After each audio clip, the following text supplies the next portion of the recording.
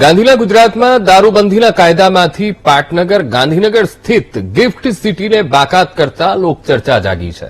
સરકારના નિર્ણય અનુસાર ગિફ્ટ સિટીમાં કામ કરતા કર્મચારીઓ, અધિકારીઓ અને મુલાકાતીઓને લીકરની પરમિટ આપવામાં આવશે અને આ નિર્ણયને અનેક ચર્ચાઓ આ નિર્ણયને લઈને જાગી છે। ત્યારે નર્મદાના એકતાનગર સ્થિત સ્ટેચ્યુ ઓફ યુનિટી ખાતે પ્રવાસીઓ સાથે વાતચીત કરવામાં આવી।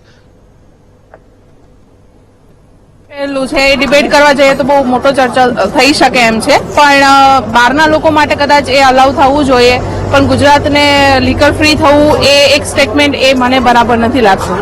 પણ ટુરિસ્ટ પ્લેસીસ અથવા તો હોટલ એટલે જે રીતે લિમિટેશન એરિયાઝ માટે જે રીતે અત્યારે ગિફ્ટ સિટીમાં કર્યું છે એ નિર્ણય મને તો બરાબર લાગે છે। અને જે હમણાં જે કાયદોની જે વ્યવસ્થામાં એક એવું ડિસ્કશન થઈ રહ્યું છે કે ભાઈ શરાબની છૂટ આપવી જોઈએ, પરંતુ ગુજરાતમાં આ બિલકુલ યોગ્ય નથી, કેમ કે અત્યારે અમે ફેમિલી સાથે ફરી શકીએ છીએ, પરંતુ ભવિષ્યમાં આ તમે છૂટછાટ આપી શકો તો એ બી થઈ શકે કે અહીંયા જે અત્યારે પ્રવાસીઓ છે એ પ્રવાસની સંખ્યા ઓછી પણ થઈ શકે, કેમ કે આજે ફેમિલી સિક્યુરિટી બધાને જોઈએ છે।